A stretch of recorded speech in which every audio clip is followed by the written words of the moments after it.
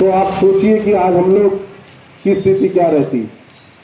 और उसके साथ साथ बाबा साहब अम्बेडकर जी ने हमें विश्व का सबसे प्रगतिशील, सबसे विज्ञानवादी आधुनिक धम्म दिया, तथागत का धम्म दिया, ताकि हम लोग अपनी उन्नति स्वयं कर सके। अप दीपो भव, जो तथागत ने बहुत बड़ा संदेश, महान संदेश दिया पूरे विश्व को, उस संदेश को हम अपने जीवन में उतार सके और हम अपना कल्याण और अपनी उन्नति खुद कर सके।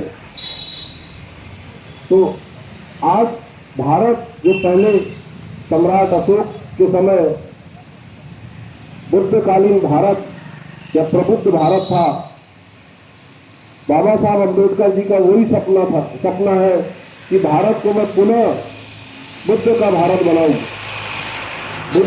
प्रबुद्ध भारत जो बाबा साहब अम्बेडकर जी का सपना है, इसका मतलब ये नहीं है कि हम लोगों को बुद्ध धर्म में दीक्षित करवाएं तभी भारत प्रबुद्ध भारत बनेगा। प्रबुद्ध भारत का मतलब है विज्ञान से परिपूर्ण भारत, तकनीक से परिपूर्ण भारत, भारत के लोगों के अंदर में प्रगति उन्नति की विचारधारा, अनुशासन की विचारधारा, भारत की पूरी भूमि जो है उसमें ज्ञान का प्रचार प्रसार हो, ऐसी विचारधारा। जिस तरीके से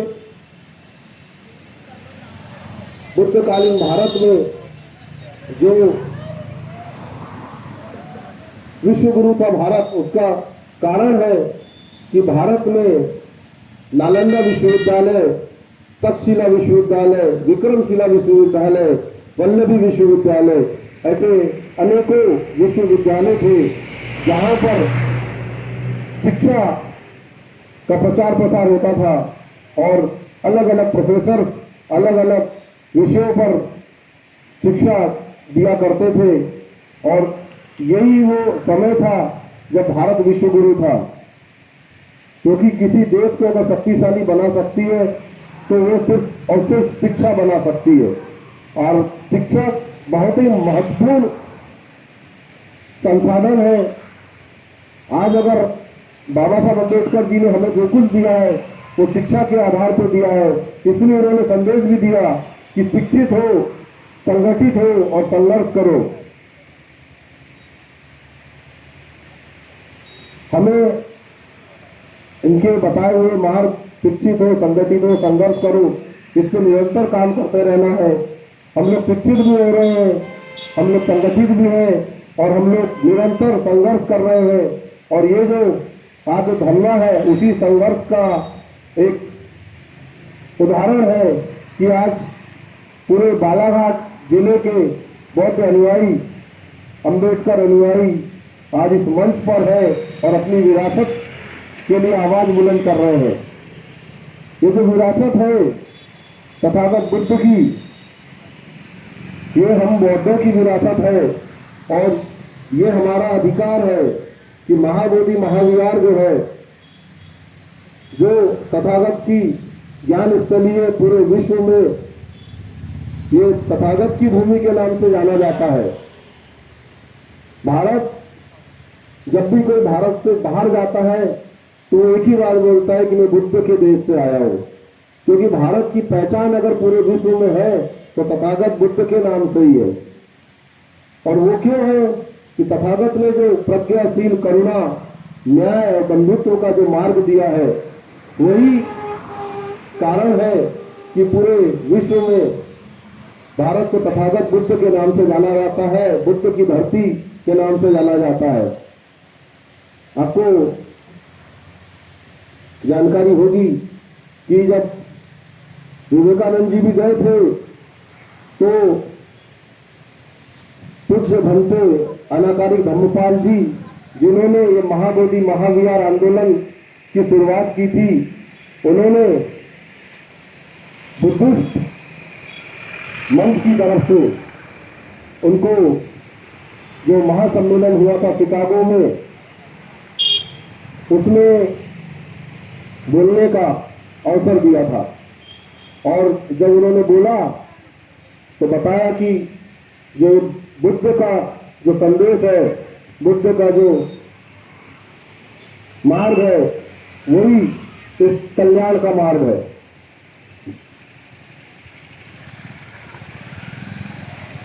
बाबा साहब अम्बेडकर जी को उनके जो गुरु अर्जुन किर्लोस्कर गुरु जी ने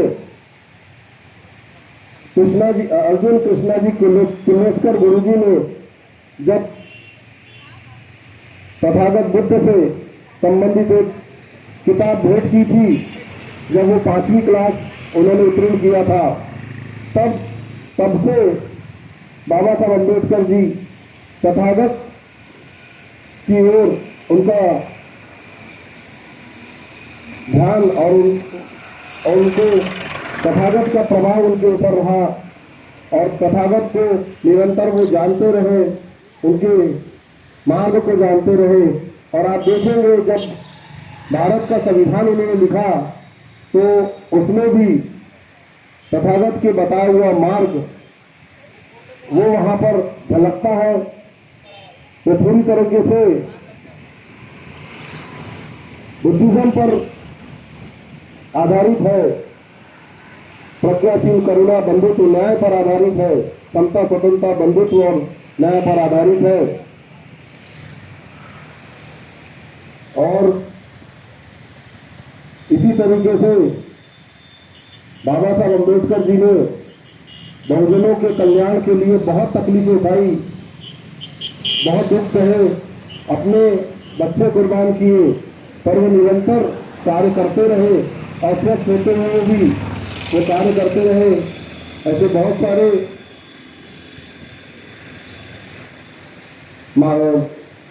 सारे ऐसे उदाहरण हैं जब बाबा साहब अम्बेडकर जी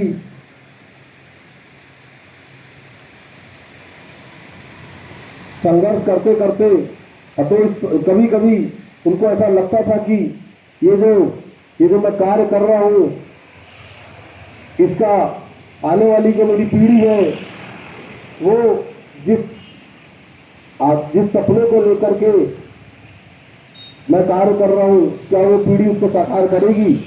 और आज हम देख रहे हैं कि निरंतर बहुजन समाज के लोग कार्य कर रहे हैं, निरंतर बाबा साहब के बताए रास्ते पर चल रहे हैं। और ये समाज आज सबसे ज्यादा प्रगतिशील समाज माना जा रहा है। जो बौद्ध समाज है वो सबसे ज्यादा शिक्षित, सबसे ज्यादा संगठित और सबसे ज्यादा उन्नति करने वाला समाज है। तो बाबा साहब का जो सपना है प्रबुद्ध भारत का, वो सपना भी हम लोग पूरा करेंगे, उस पर भी हम लोग कार्य करेंगे। और निरंतर बाबा साहब की शिक्षाएं, बाबा साहब के बताए मार्ग पर ये समाज चलते रहेगा। वही महाबोधि महाविहार आंदोलन जो आज पूरे भारत में बड़े स्तर पर गतिमान हुआ है, भारत के अलग अलग जिलों में निरंतर इस तरीके से धरने चल रहे हैं। लोग अपनी विरासत को बचाने के लिए सरकार से गुहार लगा रहे हैं। बहुत साधुवाद है पूज्य भंते अनाकारी धर्मपाल जी का, जिन्होंने इस विरासत को के बारे में जानकारी निकाली, पता किया कि